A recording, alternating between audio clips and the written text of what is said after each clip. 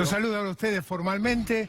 Bienvenidos, programa número 33 de Desafío 2019, aquí en la quinta temporada ya por la pantalla de S5N. Estamos en un día muy especial, en una semana muy especial, y este va a ser un programa muy especial. Le decía al gato, vamos a hablar mucho de economía, mucho de economía. Tenemos nuevo ministro, mañana es un día con muchísima expectativa. 9 de la mañana, conferencia de prensa de Hernán Lacunza. 9:30 de la mañana, esto es antes que abran los mercados acá, conferencia de prensa del Banco Central. Enorme expectativa por lo que va a pasar mañana. Vamos a charlar de estos temas con Emanuel Álvarez Agis, hombre que se ha convertido en clave en la dinámica política de estos momentos. Pero también vamos a hablar con José Natanzón sobre lo que se supone es el futuro gobierno. Y José Natanzón va a plantear, lo que se viene es el nuevo nestorismo. Él va a explicar el por qué eligió el nuevo nestorismo para como se supone, una eventual presidencia de Alberto Fernández. Vamos a charlar también con dos economistas para seguir con el tema que nos tiene preocupados y angustiados a todos, con Pablo Manzanelli, que es el coordinador de Cifra, el Centro de Estudios de la CTA, para ver cómo ellos están viendo desde el sector laboral lo que está ocurriendo, y con un sociólogo, Ariel Wilkins, que acaba de publicar como coautoría un libro muy interesante. El título habla por sí mismo. El título es El dólar. El dólar, eso que nos tiene tan preocupados, eso que nos desequilibra y desestabiliza tanto. No se pierdan el programa, pero antes de todo eso, tengo ganas de hablar de intelectuales desorientados.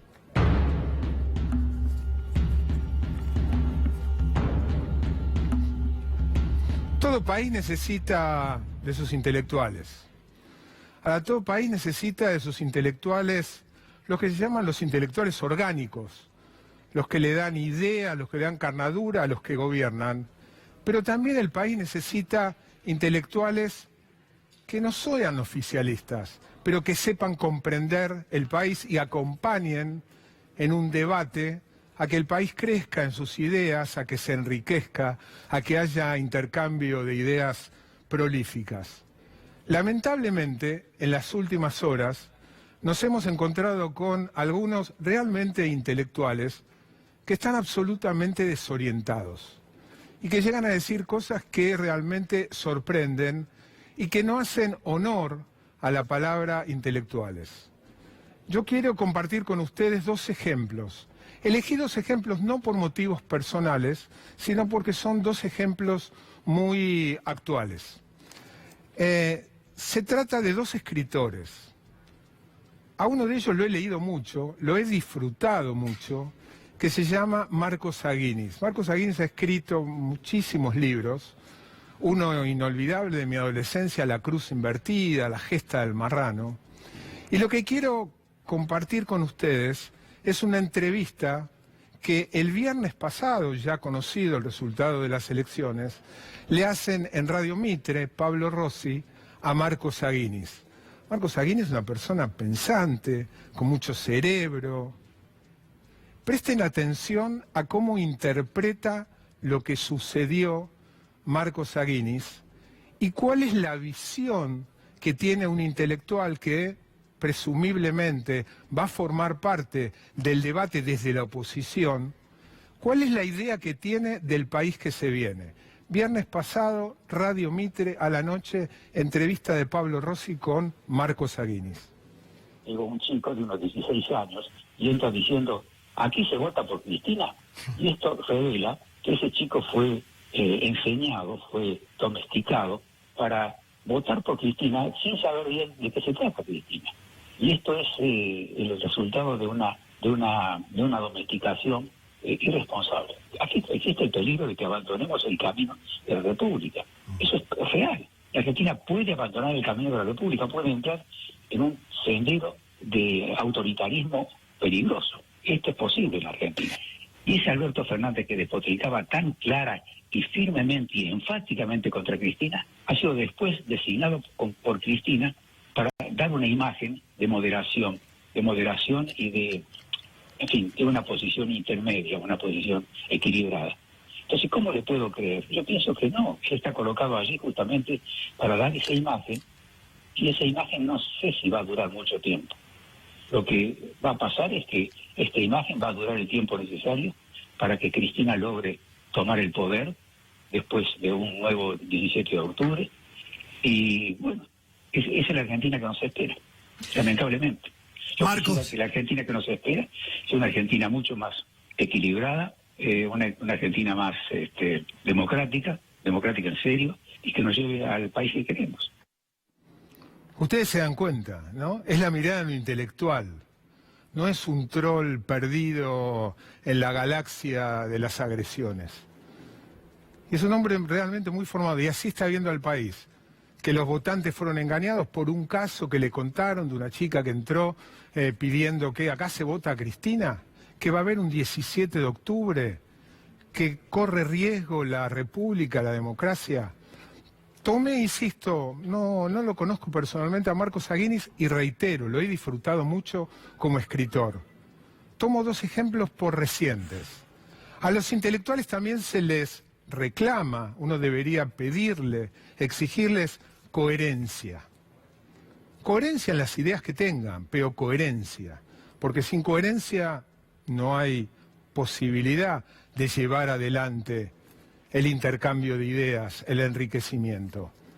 Los invito a escuchar a otro escritor, tuvo su momento, digamos, de fama, cuando escribió un libro sobre erotismo, básicamente sobre el clítoris, que se llamaba El Anatomista, y que la afinada María Lacroze de Fortabat en un concurso no le quiso entregar el premio por pacata, porque decía que no estaba acorde a lo que entonces eran los valores de la empresa Loma Negra, de la cual Amalia Lacroze de Fortabat, que había instituido el premio, se jactaba. Y no se lo entregó, se armó todo un escándalo. Federico Andajasi con el tiempo siguió escribiendo, es psicólogo, lo mismo que Marcos Aguinis, y también trabaja como columnista en Radio Mitre. Anoche, invitado por Luis Majul al programa La Cornisa en América, interpreta cuál es la razón por la cual el domingo pasado el resultado fue el que fue. Así lo decía. Lo que nunca entendió, además, Marcos Peña, la gente vota con el bolsillo. La gente vota con el bolsillo.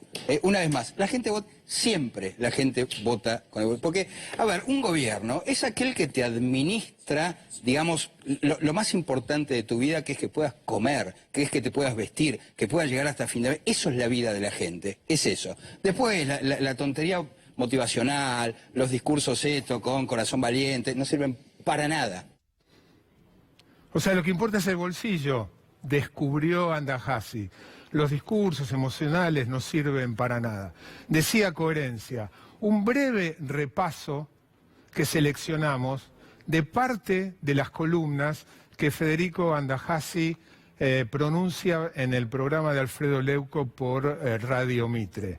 Es apenas algunos ejemplos, algunas pinceladas de cómo él veía el país que se venía, y él además fue firmante, uno de los firmantes, de los intelectuales que apoyaron a Macri. ¿No había visto que la gente vota con el bolsillo? Cosa que en la solicitada está deslizado, pero muy secundariamente, un compilado de lo que antes de las elecciones decía, entre otras cosas, Federico Andajasi. Lo veo a Alberto Fernández y veo a ese hombre de la esquina rosada de Twitter. Es un patotero, es un tipo que en las redes se dedica a insultar. Yo te confieso, Fabián, que estoy muy preocupado. ¿Vos no creés que ella trasladó el poder? ¿Vos creés que el poder sigue siendo de ella y Alberto es un... Es un títere. ¿O pones ahí un títere? Es un títere. Es un títere. Digo, esto no lo digo yo. A ver, Alberto es un tipo que fue menemista de la primera hora, es un tipo que fue dualdista de la primera hora, que fue nestorista de la primera hora, y bueno, yo creo que nadie lo ha vapuleado más que el propio kirchnerismo. O sea, es la marioneta perfecta, es el Scioli, digamos, de estos tiempos.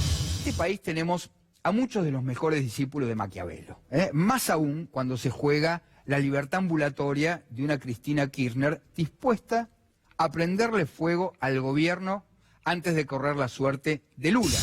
Y los fanáticos, que no se quedaron con nada, siguen cantando vamos a volver, vamos a volver. ¿Quiénes van a volver? Entonces me parece que esta es una vieja costumbre de la política argentina de sacrificar a los honestos y dejar a los corruptos. No hay necesidad de hablar de más. No hay necesidad.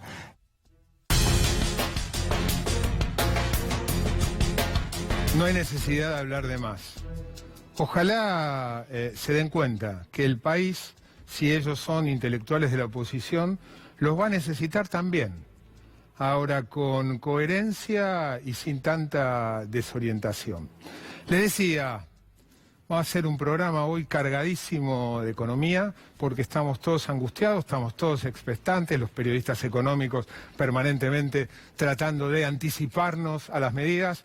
Vamos a una charla con un hombre clave en estos momentos que tenemos como suerte de hace ya bastante tiempo que sea uno de los columnistas de lujo de Desafío 2019, Emanuel Álvarez Agis.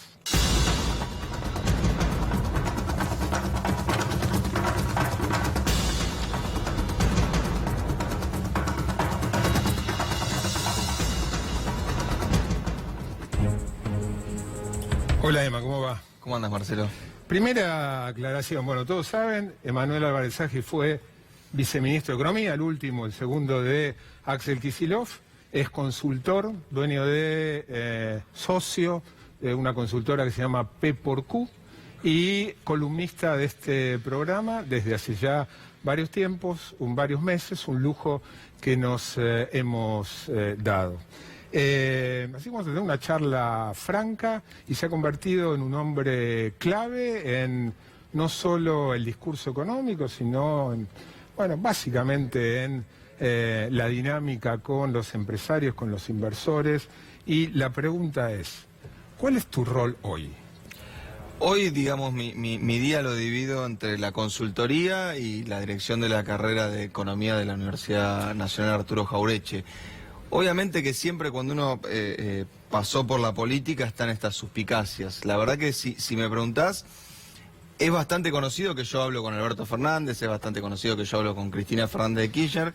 Probablemente es menos conocido que hablo con mucha gente del gobierno también, porque uno cuando pasó por la función pública y los que tenemos vocación pública, a mí, digamos, lo que me desespera es tratar de ayudar con el poco o mucho conocimiento que uno puede tener en cada una de esas áreas. Con lo cual, hoy la verdad que te digo lo mismo que le digo a todos mis clientes. Nosotros tenemos este compromiso. Nosotros le decimos lo mismo a todo aquel que nos pregunta. Y tenemos el decoro de no preguntar qué opina aquel que nos pregunta. ¿Por qué? Porque cuando vos estás hablando con un banco de inversión y te está preguntando tu visión de la economía y vos le preguntás, pero ¿y vos qué vas a hacer? Esa información cuesta dinero, digamos, es información privilegiada. Y en el mismo sentido, si vos estás hablando con un ministro actual o con un futuro presidente y le decís ¿qué vas a hacer? Y te contesta, tenés información privilegiada. Esa información también cuesta dinero. Entonces nosotros opinamos y no preguntamos. Ahora, bueno, no te escapa, porque esto ha salido publicado en absolutamente todos lados, que sos un candidato a ocupar el Ministerio de Economía. Mira, a mí me tocó el privilegio y la desgracia de algún colega tuyo hizo la investigación de ser el viceministro de Economía más joven de la historia, digamos. ¿Vos tenés 30 ahí? 8. Y yo siempre digo que los años de funcionario público, para los que nos lo tomamos en serio, son como los años de perro, digamos, valen por 7. Por lo bueno, por la experiencia, por lo que uno... Estás un poco cascoteado, no tanto. Está bien, yo te diría... Mira, te cuento algo, y es muy concreto, para que vos te des una idea de cómo uno lo vive. Cuando yo me fui de la función pública, durante más o menos 6, 7 meses, después de haber renunciado el 10 de diciembre del 2015... me levantaba religiosamente a las 4:30 de la mañana sin reloj de despertar. Automáticamente. Simplemente porque esa era la dinámica, porque uno que hacía como funcionario público. Se levantaba a 4:30, leía los diarios, veía si había alguna noticia que había que salir a contestar. Recordá que nosotros teníamos un jefe de gabinete, el Coqui Capitanich, que salía a hablar 7:30, con lo cual si necesitaba un dato lo necesitaba a las 6:30, o sea que había que prepararlo a las 5:30. Entonces, la verdad que es un privilegio, pero también es un sacrificio. Y yo lo que quisiera es poder ayudar, y en este contexto te lo digo además con mucha sinceridad y con mucha responsabilidad, al próximo presidente seguro que me encantaría ayudarlo, pero me preocupa más ayudar al actual. Y francamente creo que en este momento se necesita que todos estemos trabajando para lo mismo, porque ahora lo vamos a discutir, pero la economía realmente está en una situación difícil. Yo voy a decir algo, nunca se lo dije a él. Si hay algo que le valoro, además de sus conocimientos y demás, es que créanme que está preocupado por el país. No es de los que piensan cuanto peor mejor, si al gobierno le va mal, él como peronista, simpatizante y votante del Frente de Todos, es ventajoso. Créanme que piensa así, que piensa lo que dice, lo piensa, créanmelo. Estamos todos pendientes, 9 de la mañana, conferencia de La Cunza, 9:30, conferencia de San Leris, mucha expectativa. ¿Tenés alguna idea? ¿Qué debería ser? ¿Qué podría ser? ¿Qué márgenes de acción tiene? ¿Lo conoces, Hernán? Al ministro de la Cunza no lo conozco, intercambié 3 mensajes con él hace una semana por una nota que había hecho yo con un colega tuyo, y él me mandó un mensaje, la verdad, de manera muy amable, diciéndome qué bueno que se pueda discutir a pesar de que pensamos distinto. Le agradecí ese mensaje y obviamente lo felicité. Y también me puse a disposición, porque si uno puede estar viendo algo que el que está ahí no lo ve, siempre ayuda que alguien que está un poco más tranquilo pueda dar una visión un poco más desapasionada. Me parece que mañana, yo sé que vos has sido muy enfático respecto de las medidas que tendría que tomar el gobierno, porque esta situación obviamente nos va a poner a todos peor, o a la mayoría lo va a poner peor. Yo creo que antes que eso, si me preguntás objetivo 1, 2 y 3 del ministro de Economía, objetivo 1, 2 y 3 del Banco Central, mañana son los mismos: controlar el dólar. ¿Por qué? ¿Qué riesgo hay? Porque vos podés decir, bueno, el dólar se fue de 45 a 55, entonces lo que hay que hacer es ponerle plata en el bolsillo a la gente, ¿no? La pregunta es, ¿cuánta plata le estás poniendo si no sabes cuál va a ser el valor del dólar? O sea, si yo te pongo 2.000 pesos a vos hoy, con el dólar a 55, es lo mismo si mañana el dólar está a 65, no es lo mismo. Entonces, antes de empezar a arreglar el incendio, es como... Pero es menos que si me pusieras 4.000. Seguro, pero es como que vos me estás diciendo, mira, se me está quemando el comedor, ya se me quemó el dormitorio ya se quemó, ahora se me está quemando el comedor. Bueno, pensemos qué mesita de luz vamos a poner en el dormitorio. Pensemos en arreglar lo que quemó el incendio. Yo te diría, no, primero apaguemos el del comedor, porque por ahí nos quedamos sin casa. Esa variable hoy es el dólar. ¿Por qué? Porque el dólar te maneja la inflación, la inflación te maneja el poder adquisitivo, y al mismo tiempo, eso es para el lado de la economía real. Ahora, para el lado de la economía financiera, el dólar hoy te maneja también la situación de los bancos y la situación de la tranquilidad de la gente respecto a sus ahorros, respecto a los depósitos. Entonces, a mí me parece que hoy es muy necesario que el gobierno controle el dólar. ¿Y por qué hay tanta expectativa hoy con la apertura del dólar de mañana, si después del sacudón del lunes, miércoles, jueves, viernes, el dólar estuvo en medio del sacudón tranquilo? ¿Por qué hay tanta expectativa por mañana? Bueno, hasta el viernes veníamos bien, pero pasaron cosas, déjame poner en estos términos. Hoy lunes, acá fue feriado, pero en el mercado internacional no fue feriado. Como vos sabés, Argentina cotiza en los mercados internacionales, las empresas de Argentina, los bonos de Argentina, el riesgo país de Argentina, y hoy fue realmente un lunes, como fue un lunes negro en Argentina el lunes pasado, hoy fue un lunes negro para Argentina en el mercado internacional. Entonces, por eso uno cree que cuando el mercado local, el martes, copie lo que fue el mercado internacional hoy, la situación mañana realmente va a empezar muy difícil. O decís que mañana sospechás que, a menos que sea exitosa las conferencias de prensa, el dólar puede empezar saltando. Creo que estamos diagnosticando lo mismo, tanto con el ministro de Economía como con el presidente del Banco Central, porque evidentemente ellos creen que es necesario mañana hacer una conferencia prácticamente conjunta para decir algo que calme el mercado. Pero hoy claramente el sentimiento local es que mañana es un día muy difícil. Ahora, Emanuel no tiene munición suficiente como para, recuerdo en su momento Martín Redrado, arriba de la mesa 1.000, 2.000, 3.000, y decir, señores, la tengo... ¿Larga ibas a decir? Bien, estamos con los tecnicismos. Sí, estamos bien, sutiles. No estoy de acuerdo, tiene y mucho. ¿Entonces? Bueno, acá pasa algo, y déjame volver a nuestra columna y citar a Keynes. Keynes decía algo muy interesante. Él decía, el mercado puede permanecer irracional más tiempo que lo que uno puede permanecer solvente. O sea, la locura puede durar tanto tiempo que vos incluso con una buena posición te puede quebrar. Y yo diría, parafraseando, la política puede permanecer irracional más tiempo del que todos los argentinos podemos permanecer solventes. O sea, lo que pasó la semana pasada, claramente, es que hubo una serie de situaciones muy extrañas, digamos. Un presidente que salía a hablar sin los resultados, que el lunes decía los voy a matar a todos, simplemente para seguir con la metáfora. El martes decía perdón, me equivoqué. Fíjate lo que pasó esta semana. Se anuncian una serie de medidas. La semana pasada, perdón. Se anuncia una serie de medidas y después se echa o se acepta la renuncia del ministro de Economía. En general es al revés. Vos cambiás el ministro de Economía. Ya había renunciado. Está bien, pero vos cambiás el ministro de Economía para tomar medidas. Y si tenés alguna medida linda, se la reservás al ministro de Economía que viene, no al ministro de Economía que se va, digamos. Muy lindas que, digamos, no fueron. Bueno, intentan ser medidas que, de alguna manera, promocionan el consumo. Yo creo que producto de el principal problema que tiene este gobierno, que es la ideología, digamos, el principal problema. Dogmatismo. Sí, hace mucho un multimillonario en Estados Unidos dijo, no me importa quién sea el presidente de la nación, me importa quién sea el presidente del Banco Central. Y un economista contestó, a mí no me importa quién sea el presidente del Banco Central, a mí me importa ser el economista que escribe el libro de economía que lee el presidente del Banco Central. Y a mí me parece que Macri leyó un libro de economía que no se aplica en Argentina. Si es que leyó un libro de economía alguna vez. Respetemos la investidura presidencial. Volvamos al dólar. Vos decís, la prioridad tanto de la Cunza como de Salderis debe ser la misma. Sí. ¿Cómo? Bueno, te llaman, vos te mostrás predispuesto a ayudar. Bueno, hay dos cosas, digamos. Mañana, ¿qué hacen como para evitar que se copie lo que pasó y que mañana habrá 62? Totalmente. Hay dos cosas, tres cosas. Una, tanto Macri y su presidente del Banco Central como el propio Alberto Fernández han dicho, che, el dólar a 60 ya se recontrapasó, digamos. O sea que en ese sentido no es que el Banco Central está en el problema que está, usando la metáfora Macri, ¿no? Cruzando el río y el que está del otro lado le dice, che, yo te espero con el dólar a 60. La verdad que el dólar a 60 es producto del pánico. Y al pánico hay que tratar de primero ordenarlo con la política. Segundo, el Banco Central tiene las reservas y las puede usar.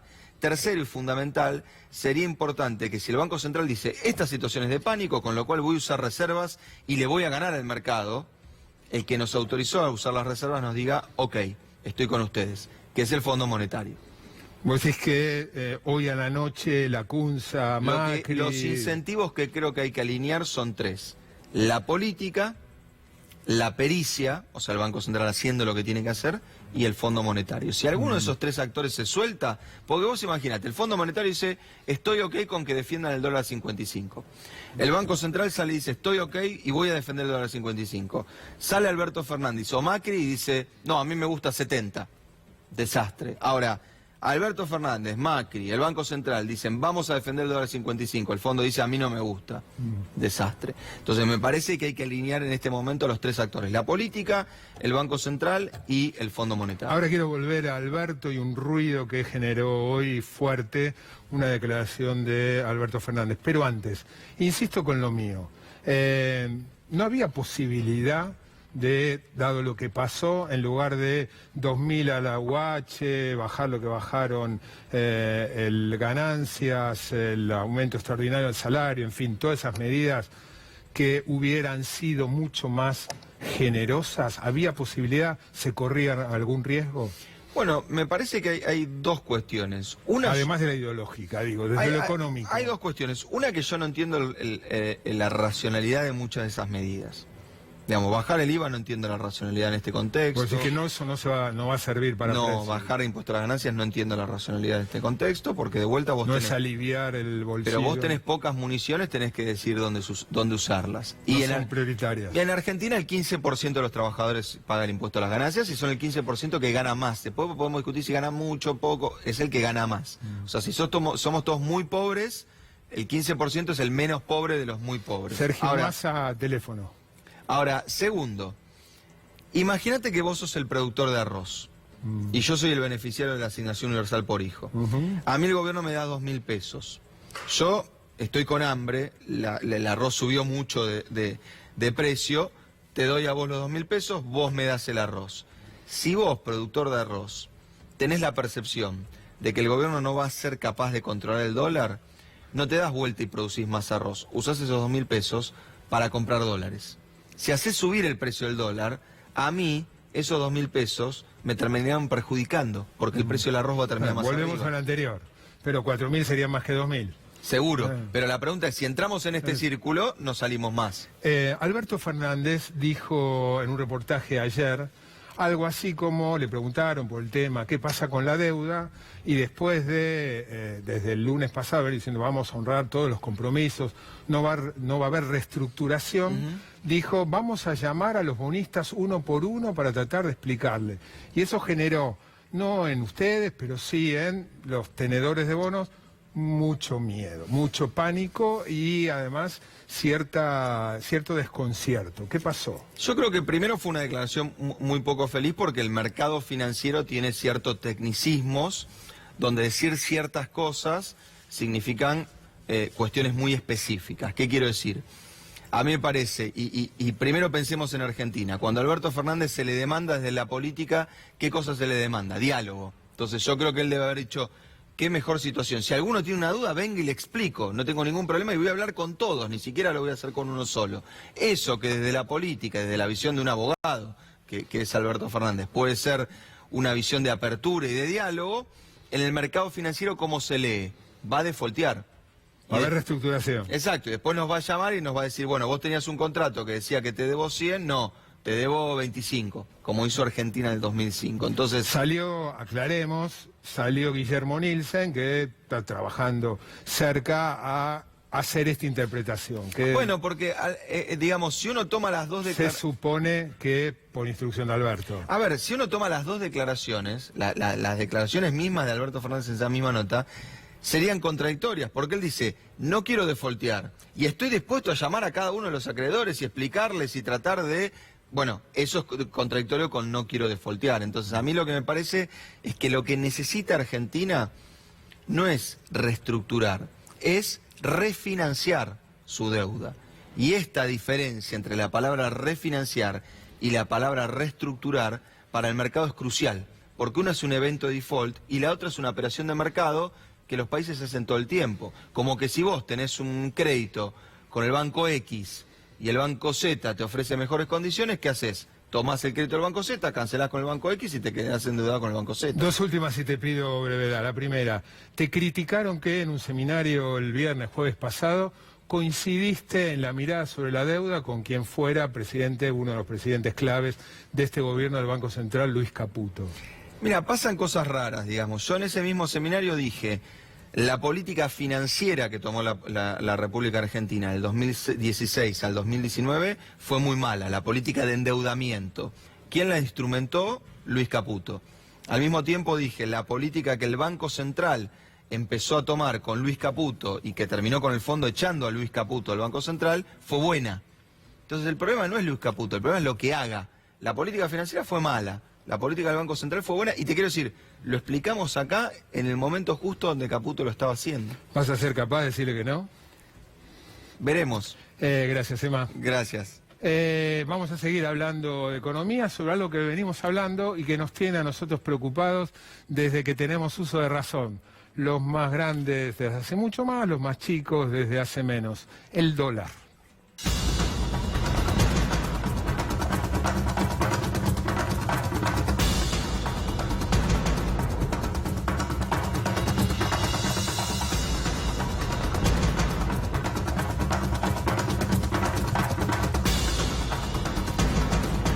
Pablo Manzanelli es el coordinador de CIFRA, Centro de Investigaciones y Formación de la República Argentina, que es el centro de estudios de la CTA. Y Ariel Wilkis es el autor de este muy buen libro, les decía, El dólar, historia de una moneda argentina. A los dos, Pablo y Ariel, gracias por venir.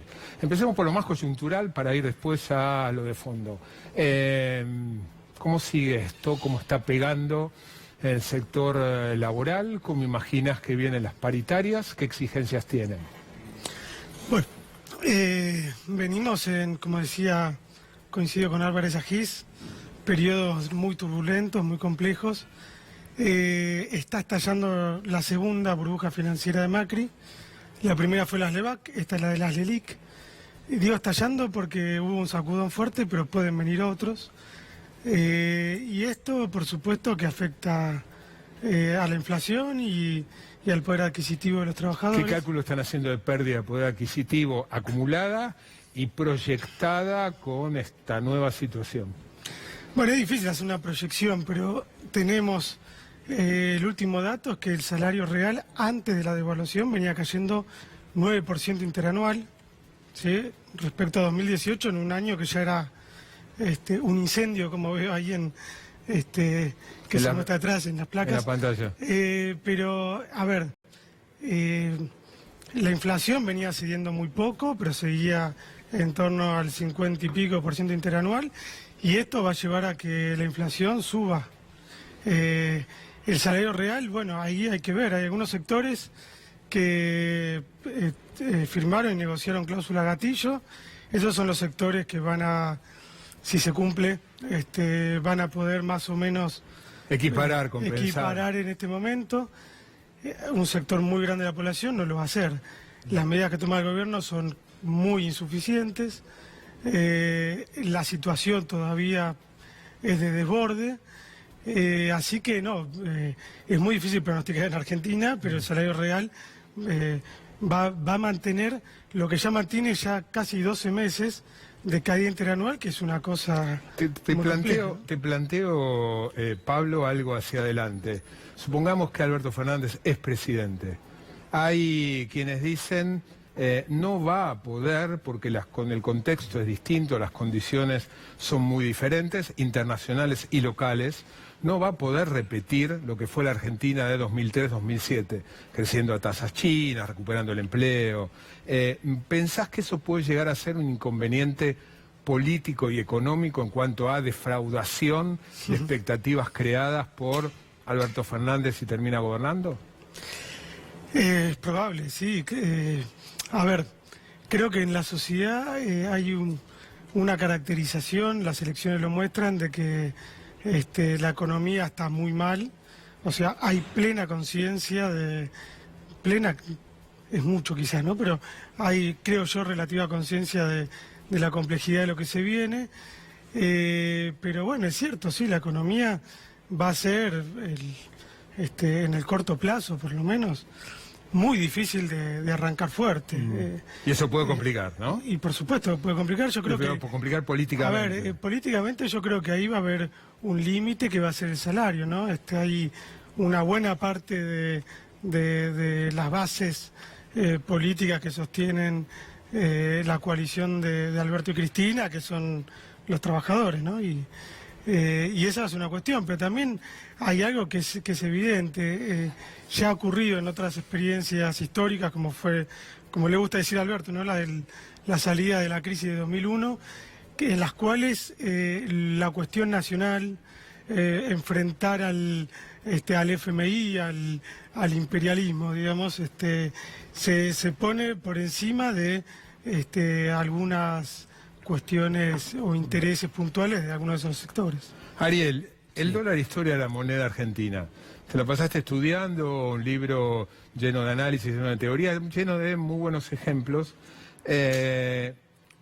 ¿Imaginás en un futuro más o menos cercano que Argentina deje de ser ese país tan peculiar, tan dependiente del dólar después de haber analizado? ¿O crees que tiene que pasar mucho tiempo como para que este país, como decimos los economistas, deje de ser una economía bimonetaria y pase a tener una sola moneda?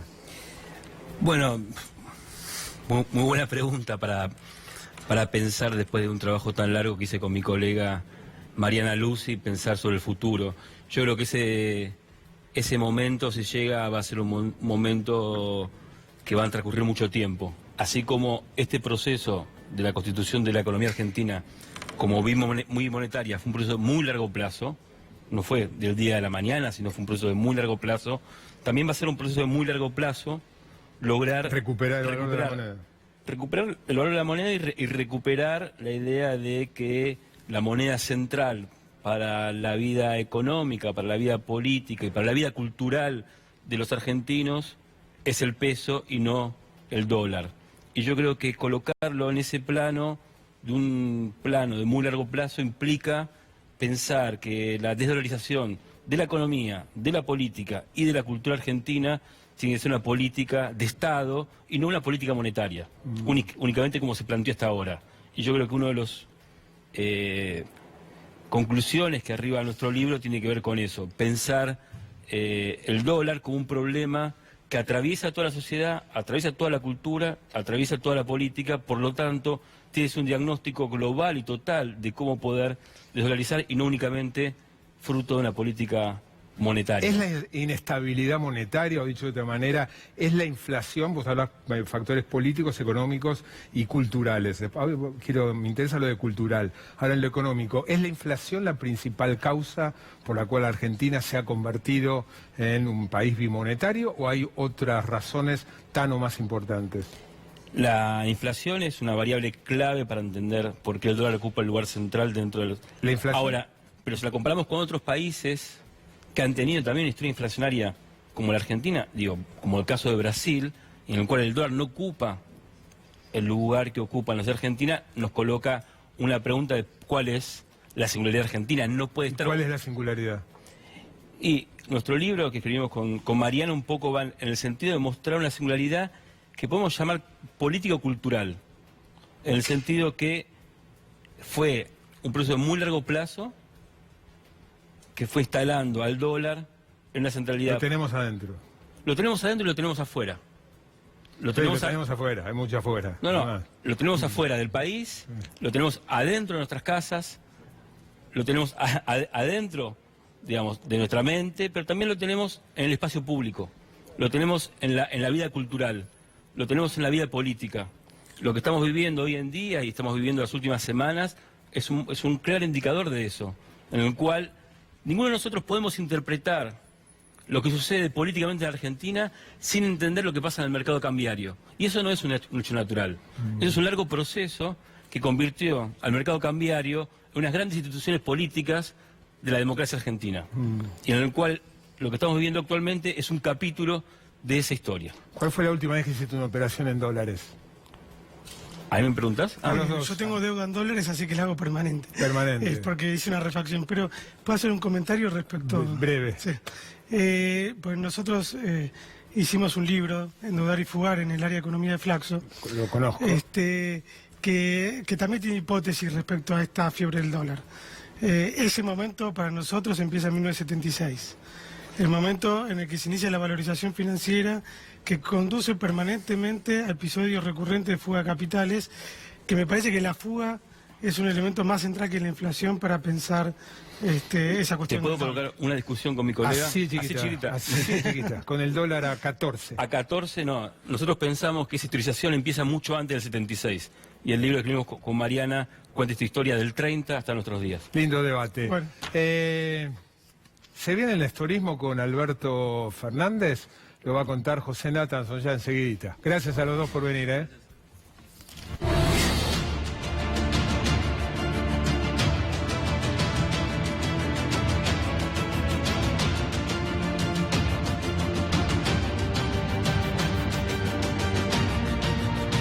Bueno, un poco de política ahora. Muy buenas noches, José. ¿Qué tal, Marcelo? Buenas noches. Se viene el nestorismo, jefe de gabinete. ¿Por qué? Es explícito en el discurso de Alberto Fernández. Él, como todos sabemos, salió del gobierno kirchnerista cuando terminó ahí la crisis del campo, en ese momento, que es cuando la coalición nestorista empieza a gritarse y empieza el kirchnerismo a transformarse en otra cosa. El nestorismo no dura lo que dura el gobierno de Néstor Kirchner, de mi punto de vista, sino que dura desde el 2003 hasta el 2008-2009.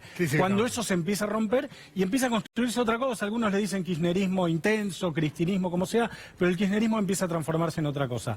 Como vamos a ver en el primer spot de campaña de Alberto Fernández, que ocurrió hace, como todos sabemos, 8 siglos, digamos, pero lo podemos ver ahora, Alberto hace una invocación expresa al primer kirchnerismo, al nestorismo. Miremos. Quizás no lo recuerdes, pero junto a Néstor Kirchner ayudé a sacar al país de la crisis.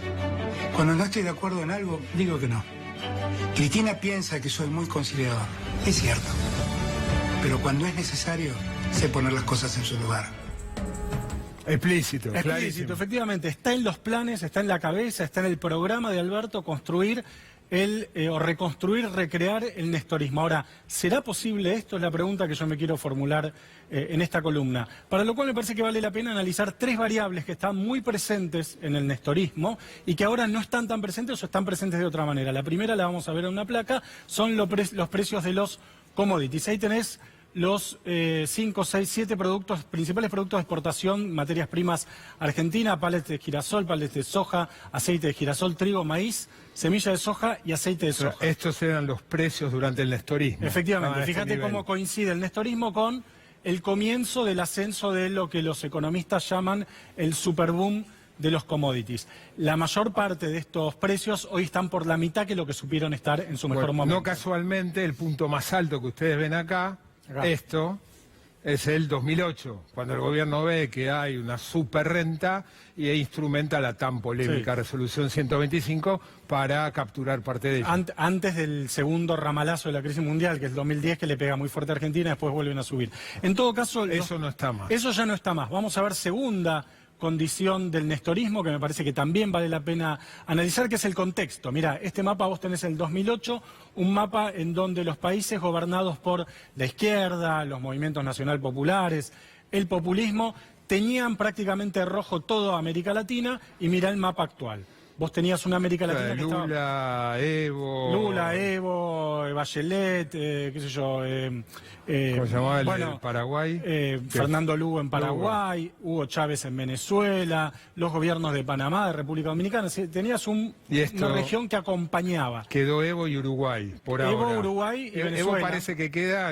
Bueno, Uruguay, Venezuela, que no sabemos si suma o resta, digamos, ¿no? Que era un activo en algún momento y ahora es un pasivo. Pero, por ejemplo, Marcelo, estuvieron discutiendo mucho con Emanuel el tema del Fondo Monetario Internacional. Ahora tenemos, ¿no?, todo lo azul liberal, ¿no?, los gobiernos de centro-derecha, empezando con la derecha extrema de Brasil, y solo queda de los llamados centro-izquierda, populismo, como prefieran, Bolivia, Venezuela, yo lo quito, y Uruguay. Uruguay, Ecuador es opinable, está pintado de opinable y en América Central. Ahora, uno dice, bueno, ¿para qué te sirve un entorno regional favorable? Por ejemplo, estaban hablando con Emanuel hace un rato del tema del Fondo Monetario Internacional, si va a dar renegociación o no. Por ejemplo, la decisión del presidente Kirchner de pagarle la deuda al Fondo Monetario para desenganchar. 3 días después de Lula. 3 días después de Lula y un mes antes de Tabaré Vázquez. Quiero decir, había una sintonía regional que no permitió avanzar en algunas cosas de integración regional y demás, pero que sí permitió un entorno favorable que ayudó en buena medida a construir el nestorismo. Y la última condición... Además, no sé si vas hacia ahí, pero la negociación con Estados Unidos. Plantarse frente a Estados Unidos, el famoso quiebre del proyecto del ALCA en el 2005. Y la última condición es el default, Marcelo. Cuando asumió Néstor Kirchner, Argentina estaba en default, y eso le dio al gobierno kirchnerista dos cosas. Primero, espalda para ir a renegociar la deuda con los acreedores, con los organismos internacionales, de una manera muy enfática, con mucha voluntad. Diciendo y con mucha fuerza, corregir lo que había hecho Adolfo Rodríguez. Efectivamente, y al mismo tiempo no pagar la deuda un tiempo, mientras parece muy elemental, pero mientras se renegociaba la deuda, no se pagaba la deuda. O sea, todo eso que hablábamos recién con Emanuel Álvarez Agis estaba facilitado. No digo servido en bandeja, pero estaba facilitado, que fue la negociación en La Habana. El hecho de que Kirchner haya asumido en una situación de semejante catástrofe le dio aire para una serie de cosas. Una última pregunta. ¿Y no crees que todo esto, que es un poco lo que yo planteaba en la mesa, puede complicar las expectativas que tiene un nuevo gobierno? Yo creo que sí, y por eso anoté esta pregunta como conclusión de la columna, la podemos poner si se puede, que es ¿cómo se reconstruye ahora? ¿Cómo se construye un nestorismo de la escasez? En un momento de boom de commodities, de entorno regional favorable y de no necesidad de pagar la deuda externa en el corto plazo, el kirchnerismo pudo recuperar la Argentina, relanzar el crecimiento, restañar la herida social, hacer una serie de cosas. Ahora, en un contexto de mucha dificultad económica, pero no de estallido, ¿cómo se construye el nestorismo de la escasez? Esta es la pregunta de Alberto. Gracias, José. No se pierdan lo que sigue ahora. tenemos como programa de por medio La Mirada Poderosa, nuestras cronistas villeras de La Garganta Poderosa, sobre seguramente muchos de sus hijos ayer la pasaron bien, con buenos regalos, con mucho cariño. Bueno, ¿qué pasa con la mirada desde las cronistas villeras sobre lo que ocurre con la niñez? No te lo pierdas.